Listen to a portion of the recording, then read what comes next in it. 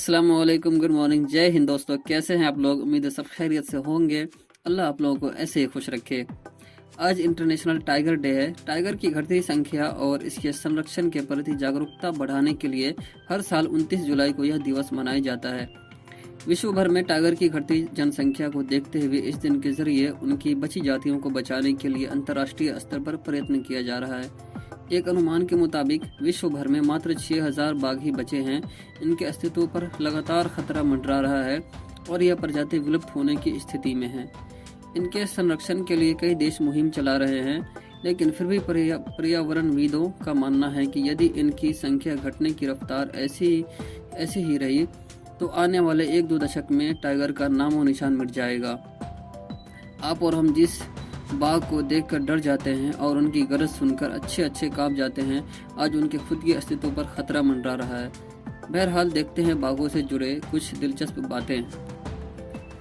बाघ जंगल में रहने वाला मांसाहारी स्तनपायी पशु है। ये अपनी प्रजाति में सबसे बड़ा और ताकतवर पशु है। तिब्बत, श्रीलंका और अंडमान निकोबार द्वीप समूह को छोड़कर एशिया के सभी भागों में पाया जाता है। यह भारत, नेपाल, भूटान, कोरिया, अफगानिस्तान और इंडोनेशिया में अधिक संख्या में पाया जाता है। इसके शरीर का रंग लाल और पीला का मिश्रण है। इस पर काले रंग की पट्टी पाई जाती है। वक्ष के भीतरी भाग और पांव का रंग सफेद होता है। बाघ 13 फीट लंबा और 300 किलो वजनी हो सकता है। इसका दिमाग 300 ग्राम तक का होता है। बाघ का वैज्ञानिक नाम पैंथेरा टाइग्रिस है। यह भारत का राष्ट्रीय पशु भी है। बाघ शब्द संस्कृत के व्याघ्र का तद्भव रूप है। इसे वन, दलदली क्षेत्र तथा घास के मैदानों के पास रहना पसंद है। इसका आहार मुख्य रूप से सांभर, चीतल, भैंसे, जंगली हिरन, गौर और मनुष्य के पालतू पशु हैं। अपने बड़े वजन और ताकत के अलावा बाघ अपनी धारियों से पहचाना जा सकता है। बाघ की सुनने, सूंघने और देखने की क्षमता तीव्र होती है। बाघ अक्सर पीछे से हमला करता है। धारीदार शरीर के कारण शिकार का पीछा करते समय वो झाड़ियों के बीच इस प्रकार छिपा रहता है कि शिकार उसे देख ही नहीं पाता। बाघ बड़ी एकाग्रता और धीरज से शिकार करता है। यद्यपि वो बहुत तेज रफ्तार से दौड़ सकता है, भारी भरकम शरीर के कारण वह बहुत जल्दी थक जाता है। इसलिए शिकार को लंबी दूरी तक पीछा करना उसके बस की बात नहीं है। वह छिपकर शिकार के बहुत निकट तक पहुंचता है और फिर एकदम से उस पर कूद पड़ता है। यदि कुछ गज की दूरी में ही शिकार को दबोच न सका तो वो उसे छोड़ देता है। हर 20 प्रयासों में उसे औसतन केवल एक बार ही सफलता हाथ लगती है, क्योंकि कुदरत ने बाघ की हर चाल की तोड़ शिकार बनने वाले प्राणियों को दी है। बाघ सामान्यतः दिन में चीतल और कभी कभी गौर के बच्चों का शिकार करता है। बाघ अधिकतर अकेले ही रहता है। हर बाघ का अपना एक निश्चित क्षेत्र होता है। केवल प्रजनन काल में नर मादा इकट्ठा होते हैं। लगभग 3.5 महीने का गर्भाधान काल होता है और एक बार में 2-3 शावक जन्म लेते हैं। बाघिन अपने बच्चे के साथ रहती है। बाघ के बच्चे शिकार पकड़ने की कला अपनी माँ से सीखते हैं।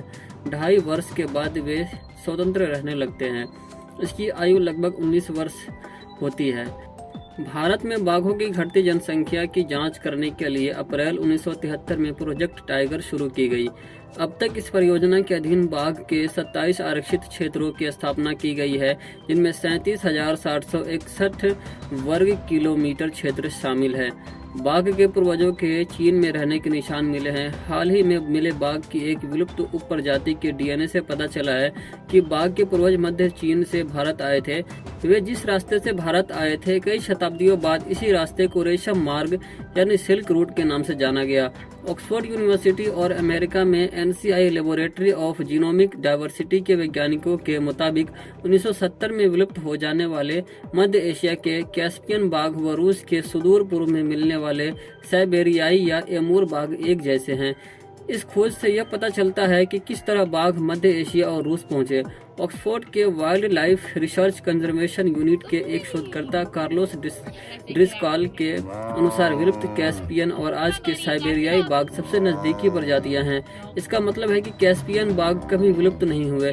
अध्ययन के हवाले से कहा गया है कि 40 साल पहले विलुप्त हो गए कैस्पियन बाघों का ठीक से अध्ययन नहीं किया जा सका था, इसलिए हमें डीएनए नमूनों को फिर से प्राप्त करना पड़ा।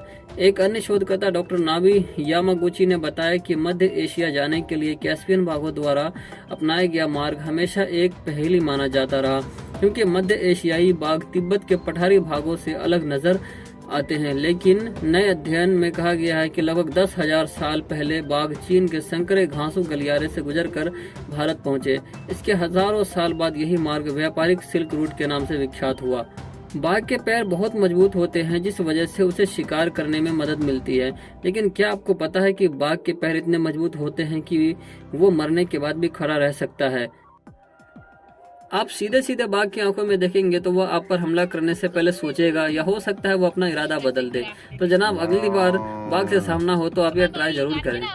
बाघ अपने जन्म के 1 हफ्ते तक देख नहीं सकते, वो अंधे होते हैं। वहीं आधे से ज्यादा बाघ युवावस्था में ही मर जाते हैं। ये 5 मीटर तक की ऊंचाई कूद सकता है और 6 मीटर तक की चौड़ाई भी आराम से फांद सकता है। बाघ शानदार तैराक होते हैं, 6 किलोमीटर तक की दूरी आराम से तैर सकते हैं, मतलब पानी में भी बचकर रहें।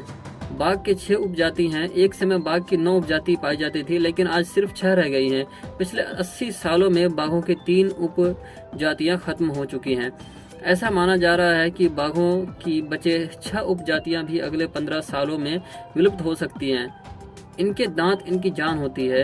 बाघों के दांत अति महत्वपूर्ण होते हैं, यहाँ तक कि बाघों के स्वदंत या कैनाइन, जिससे वो अपने शिकार का चीर फाड़ करते हैं, यदि यह दांत टूट जाए तो बाघों की जिंदगी तक जा सकती है। एक बंगाल टाइगर की दहाड़ रात में 2 किलोमीटर तक की दूरी पर भी सुनाई दे सकती है, तो इनकी गरज से भी बचकर रहने की जरूरत है। वीडियो अच्छा लगा तो चैनल को सब्सक्राइब कीजिए, नहीं तो मिलते हैं तुक्के से स्क्रॉल करते करते।